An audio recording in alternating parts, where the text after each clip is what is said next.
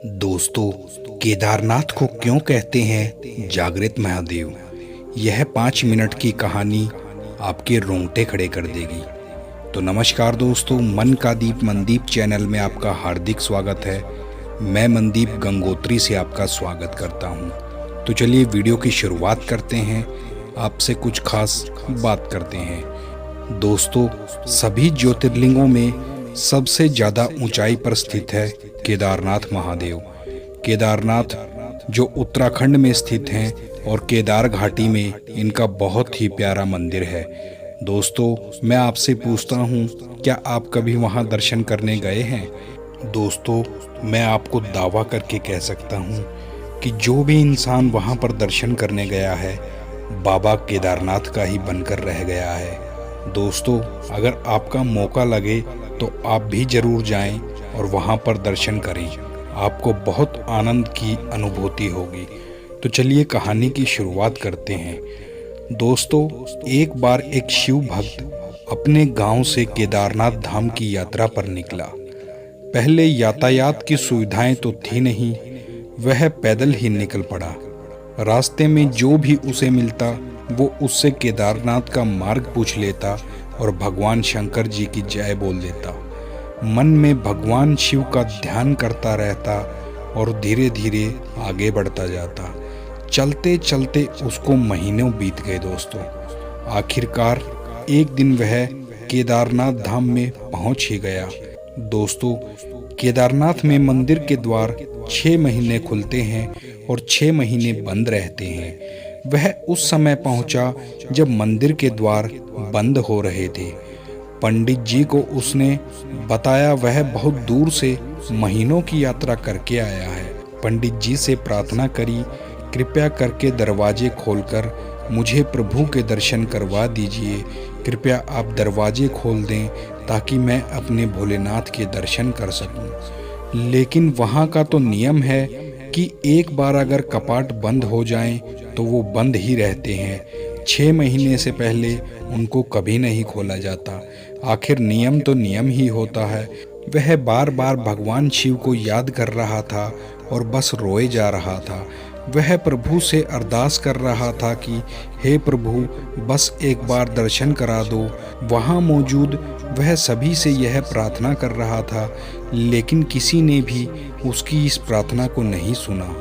पंडित जी बोले, अब यहाँ 6 महीने बाद आना बेटा। 6 महीने बाद यहाँ के जब कपाट खुलेंगे तब आप यहाँ पर आना। यहाँ 6 महीने बर्फ़ और ठंड पड़ती रहती है। और सभी जन वहाँ से यह कहकर चले गए। वह बैठा वहीं पर रोता रहा। रोते रोते रात होने लगी और चारों तरफ अंधेरा छा गया। लेकिन उसे विश्वास था कि उसके शिव, उसके अपने शिव उस पर कृपा जरूर करेंगे। उसे बहुत भूख और प्यास भी लग रही थी।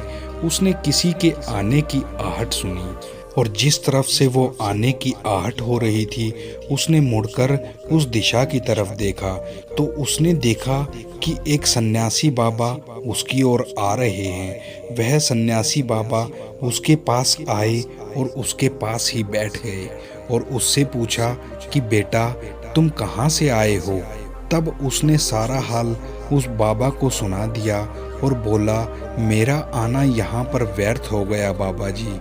बाबा जी ने समझाया और खाना भी दिया और फिर कुछ देर तक बाबा उससे बातें करते रहे।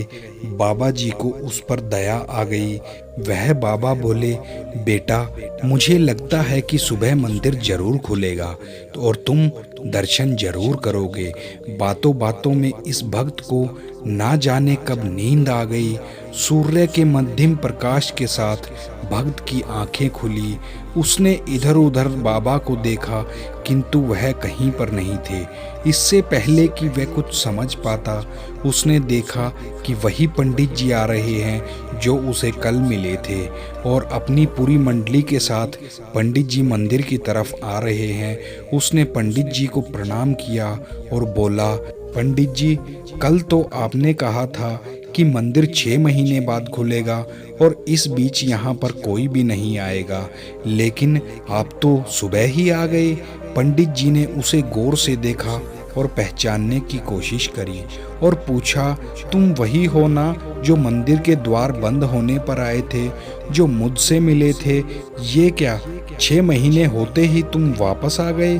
उस आदमी ने आश्चर्य से कहा, नहीं, मैं कल नहीं गया, कल ही तो आप मिले थे। रात में मैं यहीं पर सो गया था, मैं कहीं नहीं गया। पंडित जी के आश्चर्य का ठिकाना नहीं था।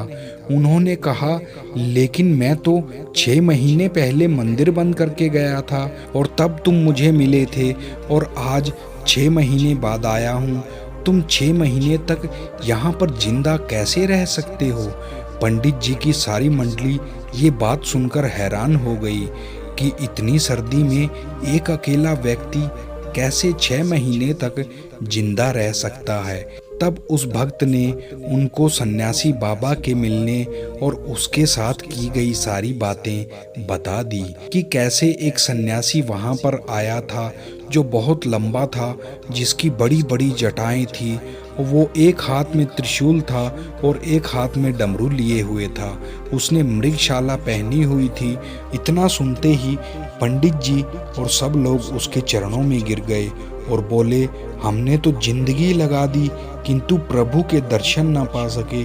सच्चे भक्त तो तुम हो, जो तुमने तो साक्षात भगवान शिव के दर्शन किए हैं। उन्होंने ही अपनी योग माया से तुम्हारे 6 महीने को एक रात में परिवर्तित कर दिया, कालखंड को छोटा कर दिया। यह सब तुम्हारे पवित्र मन, तुम्हारी श्रद्धा और विश्वास के कारण हुआ है मेरे बेटे। और ऐसा कहकर वहाँ सब लोगों ने भक्ति गीत और भजनों की शुरुआत कर दी और सभी ने बाबा के कपाट खोलकर बाबा के दर्शन किए। तो इतने भोले हैं मेरे भोलेनाथ। अगर आप दिल से भोलेनाथ को चाहते हैं तो आपकी एक छोटी सी करुणा पुकार पर ही भोलेनाथ आपसे मिलने चले आते हैं। तो दोस्तों, आपका जब भी मौका लगे भगवान केदारनाथ के दर्शन करने के लिए ज़रूर जाएं। मेरी आपसे यही विनती है।